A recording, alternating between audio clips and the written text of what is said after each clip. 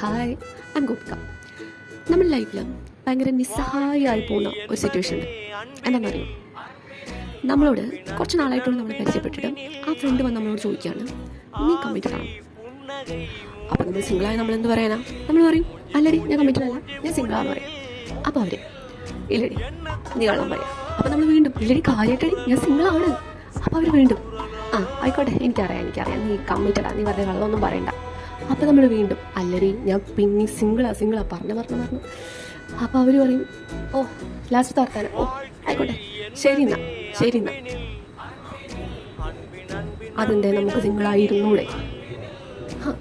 പിന്നെപ്പോൾ അവരങ്ങനെ വിചാരിച്ചാൽ നമുക്ക് കുഴപ്പമൊന്നുമില്ല, അത് വേറെ കാര്യം. എന്നാലും നമുക്ക് തെളിയിക്കാനൊരു പ്രൂഫില്ലല്ലോ ഗൈസ്. എന്താ ചെയ്യാം, അങ്ങനെ വിചാരിക്കണമെങ്കിൽ അത് വിചാരിക്കട്ടെ, അല്ല എന്തായാലേ. ഓ അപ്പോൾ ശരി, നടക്കാം, ബൈ.